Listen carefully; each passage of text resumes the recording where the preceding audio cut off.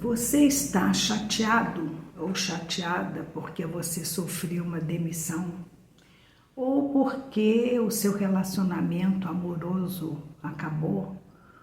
De repente o seu casamento terminou, ou o seu namoro terminou, e você está bastante triste ou chateado, ou se perguntando por que isso aconteceu.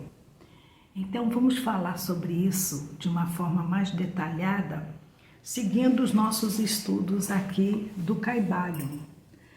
E vamos refletir sobre isso, sobre o fim, o ciclo que se encerra, porque justamente aqui no princípio do ritmo nós podemos entender isso. Eu vou ler um trechinho então aqui para vocês, tá? Nós estamos continuando o nosso estudo que eu me propus a fazer sobre a transmutação mental. Então nós vimos o princípio do mentalismo, que tudo é mente, que tudo é mental, que o universo é mental, que o todo é mental.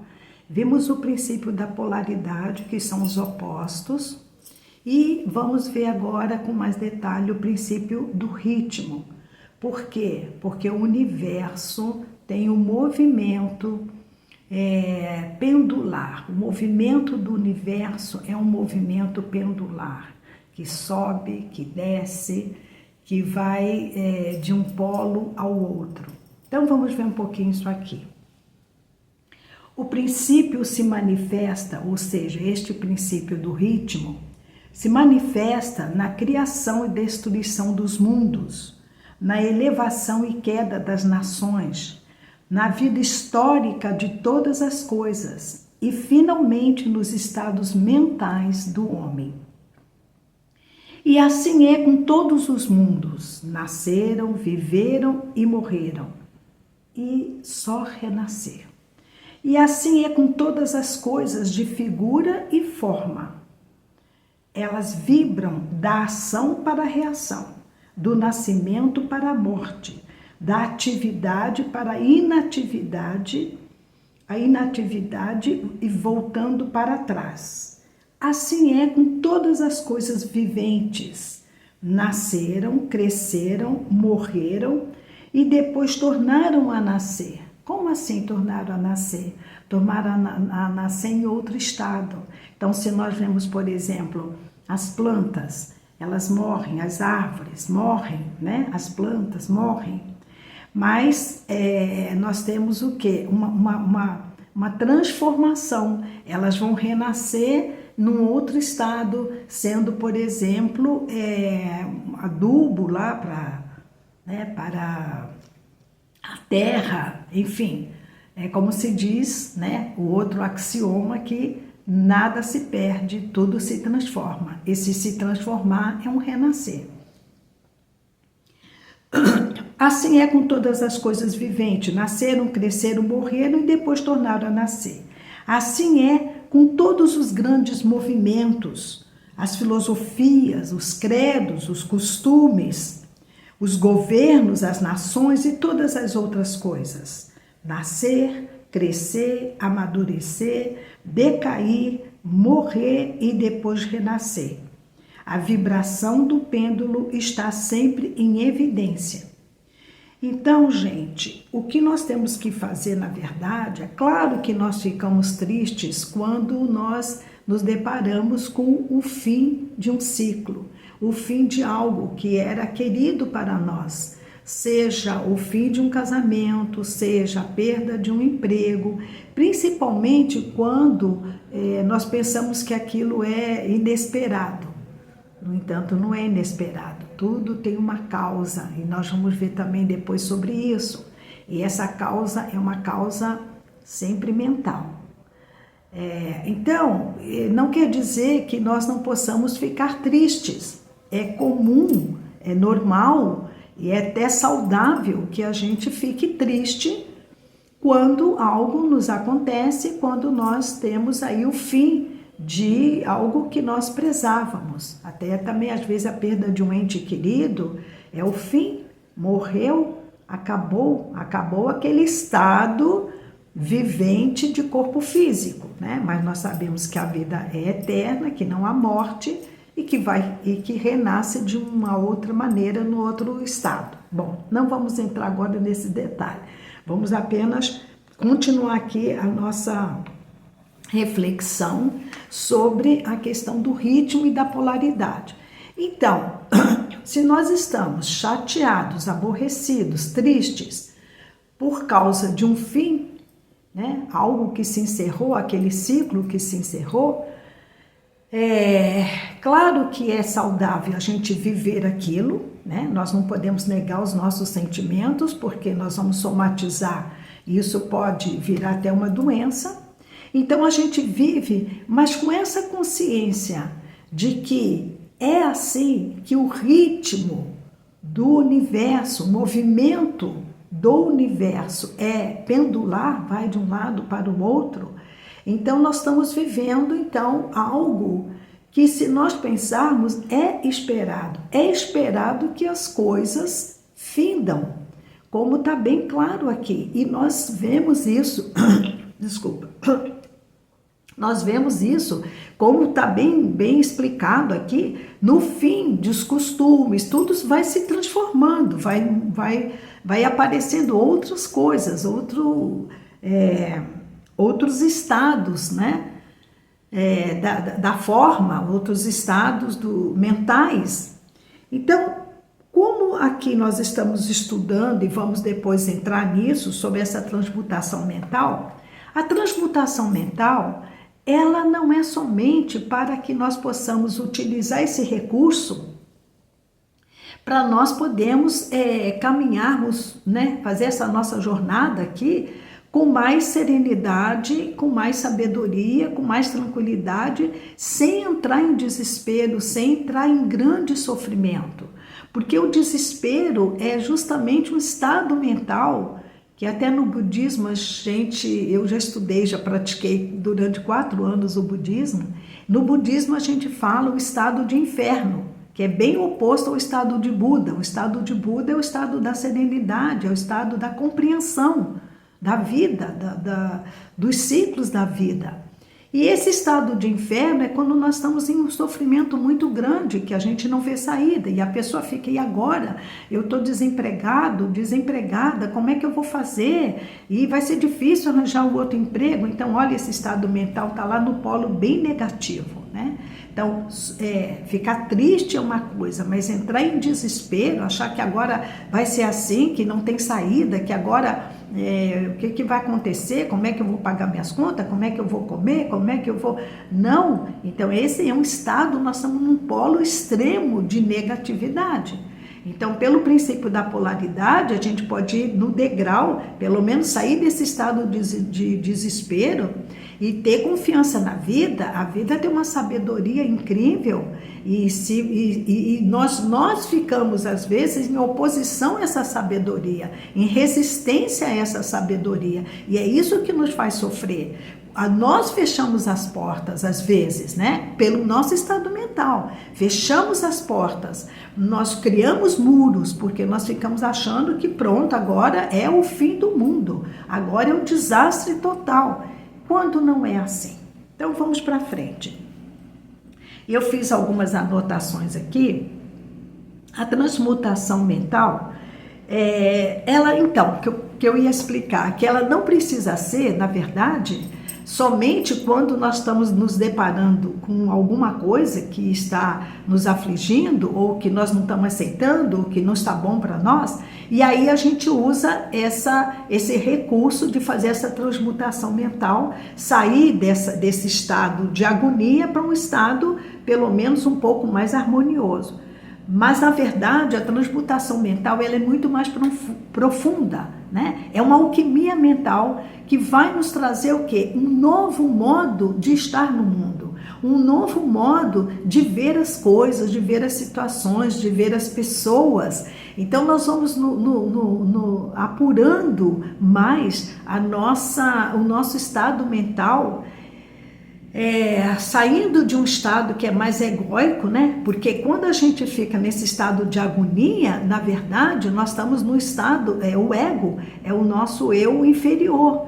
Então, quando nós subimos e vamos para o mundo superior, que é o mundo do absoluto, que é o mundo da fonte, que é o mundo da nossa centelha divina, do nosso eu superior, nós conseguimos fazer essa transmutação e ficarmos mais harmonizados com o nosso eu superior.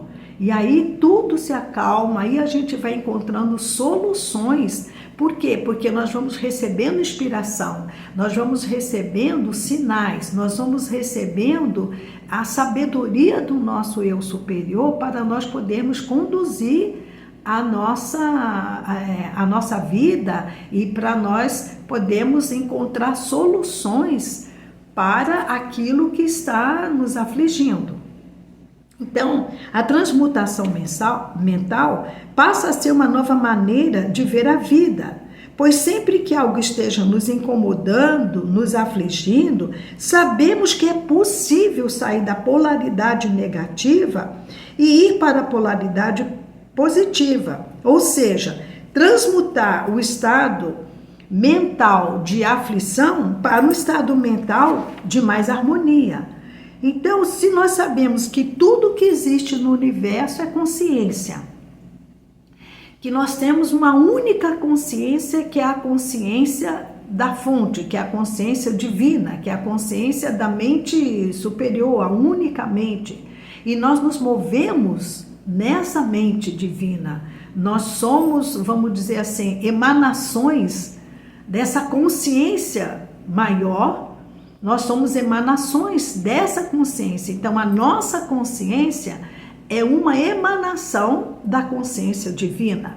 Então, nós temos esse divino em nós, que é a nossa centelha divina, que é o nosso eu superior. Então, quando nós nos damos conta disso e nós aceitamos esta verdade, porque aí tem o aceitar. Aceitar que é assim, aceitar esta sabedoria maior que está aqui neste livro, nestes princípios herméticos e também em outras sabedorias, que na verdade essas outras sabedorias no fundo têm uma única grande verdade, que é a verdade essencial, que é a verdade desse mundo superior, desse mundo absoluto. Nós vivemos no mundo relativo, nós estamos no momento, esse mundo material físico é um mundo relativo, porque o mundo, vamos dizer assim, verdadeiro, ele está nesse mundo do absoluto. E nós podemos estar mais conectados com esse mundo do absoluto e trazer de lá para cá, porque realmente tudo acontece do invisível para o visível. E é a nossa mente, justamente a nossa mente, que pode e deve se conectar com esse mundo absoluto e dali receber toda a inspiração, toda a sabedoria, para nós podermos nos mover aqui nesse mundo relativo, esse mundo da polaridade, porque no todo, no uno, não há essa polaridade, né? Nós temos o uno, o absoluto, e lá não existe o mal, o bem, o certo, o errado. Isso aqui são medidas nossas do mundo relativo, do mundo humano, do mundo do eu inferior. No mundo superior, do absoluto, do essencial, não existe essa polaridade, né? Existe tudo uma coisa só. Então, eu carrego aqui esse meu anel aqui, que eu tenho ele há muitos anos, que é do Yin Yang, né?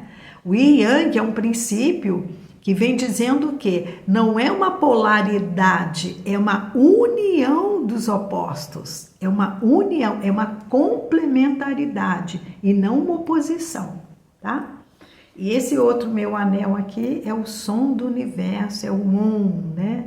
Que eu trago aqui com muito carinho. Tenho há muitos anos esses anéis aqui. Eu só uso esses anéis. Bom, então agora, indo mais um pouquinho adiante, né? O princípio do ritmo acha-se bem entendido pela ciência moderna, e é considerado como uma lei universal aplicada às coisas materiais. Gente, é uma lei universal, como tantas outras leis. Então, essa lei universal, ela é universal, então ela é inconteste. Isso acontece. Mas nós podemos neutralizar quando esse ritmo, né? Então, por exemplo, assim, veio o fim do nosso casamento, veio o fim daquele nosso emprego. Mas nós podemos neutralizar isso de forma que a gente não fique em sofrimento. Então, vamos ver aqui. Mas os hermetistas levam o princípio muito além e sabem que as suas manifestações e influências se estendem às atividades mentais do homem. E isto se aplica pela contínua sucessão de condições, estados, emoções e outras incômodas e embaraçosas mudanças que observamos em nós mesmos. Mas os hermetistas, estudando as operações deste princípio, aprenderam a escapar de sua atividade pela transmutação. Olha, aqui tem um pulo do gato. Então, nós podemos, pela transmutação mental, sairmos ou neutralizarmos este ritmo, esse ritmo pendular que vai nos levar para essas polaridades. Os mestres hermetistas há muito tempo descobriram que quanto o princípio de ritmo seja invariável e sempre esteja em evidência nos fenômenos mentais, ainda existem dois planos de sua manifestação, tanto quanto os fenômenos mentais estão incluindo. Descobriram que existem dois planos gerais de consciência, o inferior e o superior. O conhecimento deste fato habilita-os a subir ao plano superior e assim escapar da vibração do pêndulo ritmo que se manifesta no plano inferior. Em outras palavras, a vibração do pêndulo se realiza no plano inconsciente e a consciência não é afetada, ou seja, nesse plano inferior seria o plano do inconsciente. Por quê? Porque nós não ficamos conscientes disso. Mas se nós subirmos, se nós nos elevarmos para o plano superior, nós não vamos ser pegos por esse pêndulo, por esse movimento pendular do ritmo e que está casado com a polaridade. Vamos lá. A isto eles chamam a lei de neutralização. As suas operações consistem na elevação do ego acima das vibrações do plano inconsciente da atividade mental, de modo que a vibração negativa do pêndulo não é manifestada na consciência.